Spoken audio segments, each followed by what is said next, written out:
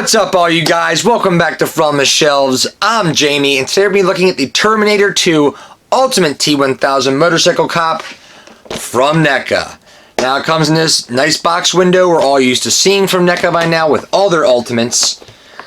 The T1000 comes with 3 interchangeable heads, 3 different pair of hands, a machine gun, a pistol, and his bladed arm.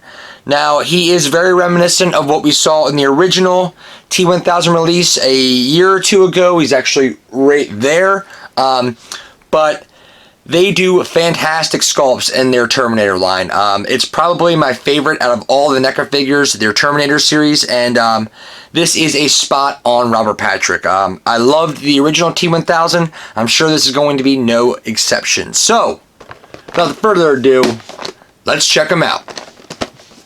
Terminator 2's Ultimate T1000 Motorcycle Cop from NECA.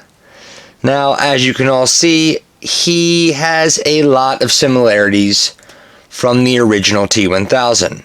But there actually is a good bit of differences. I was pleasantly surprised when I opened this. Not only from his design, but to how he articulates.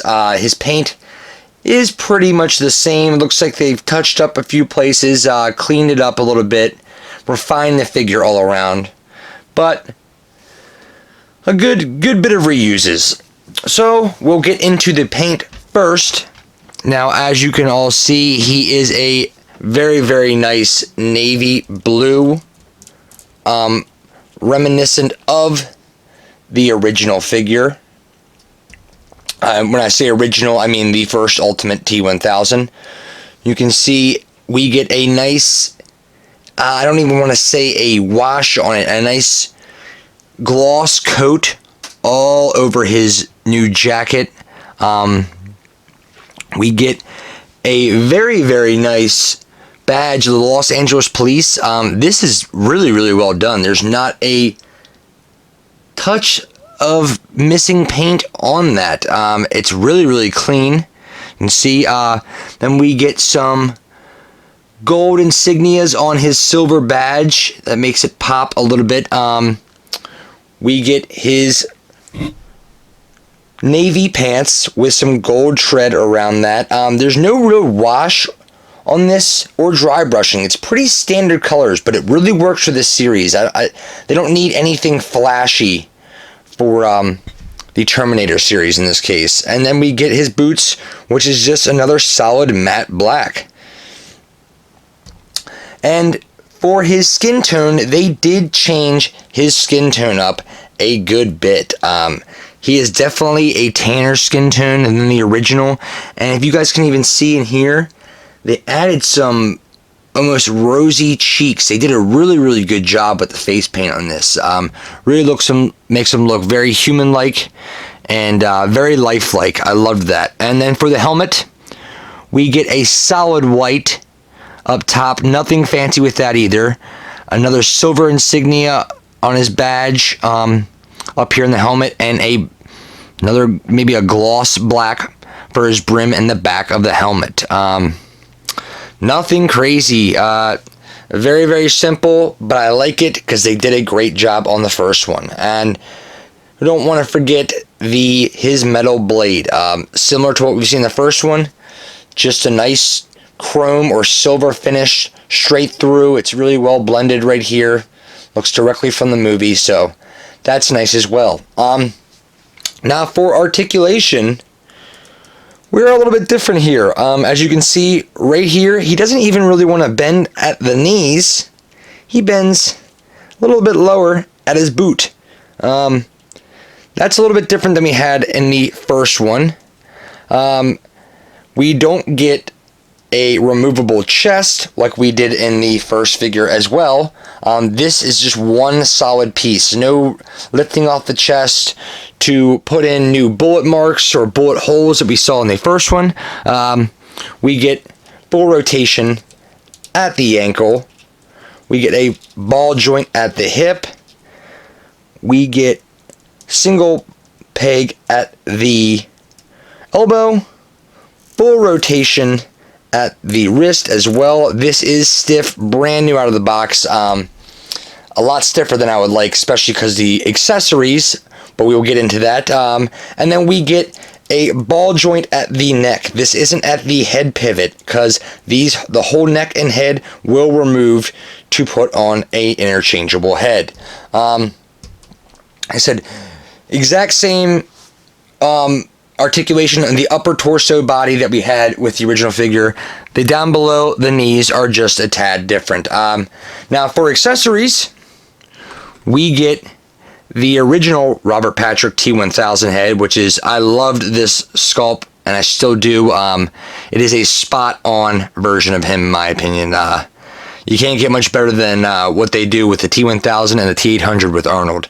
NECA nails that. And then we also get the split head. Now, I really wanted this. I was hoping it came with the original Ultimate. It didn't.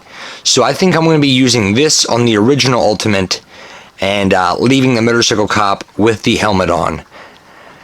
And as you can see, we get the bladed hand, which does come off.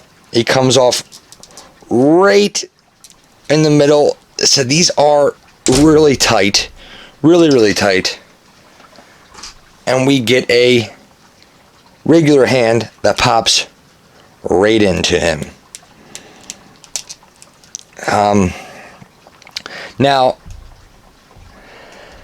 I know that these figures can be stiff coming out of the box. Trust me, don't try too hard. You'll end up breaking or snapping the joint. That's not what you want. If it's not working for you and you don't feel it budging, grab a hot air gun or a hair dryer or hot water and let it sit and get some hot air on there, because the last thing you want is a broken figure fresh out of the box. Take it from me, it's happened too many times, and you might as well just be patient. Now, like I said, we'll show you for the head. Pops right off right there. Keep hitting my camera. And then we got this head. Now, this one gave me a little bit trouble coming out of the box. We'll see how it wants to sit on this time. As you can see, it doesn't want to punch in.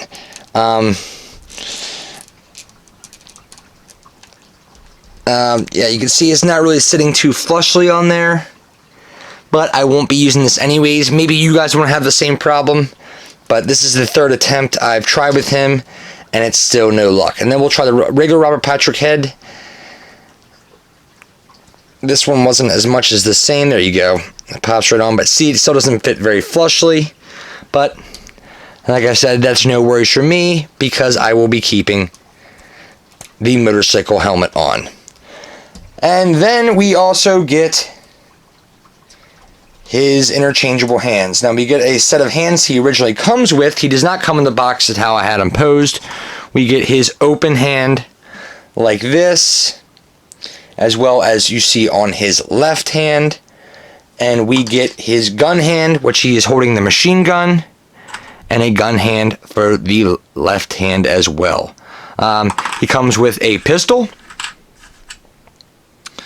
This nice little pistol you can be put in right here. Slide it right in. Now, it doesn't want it to ever tend to buckle on these things. I mean, if you want to work with it long enough, I'm sure it will. But I really don't have the patience.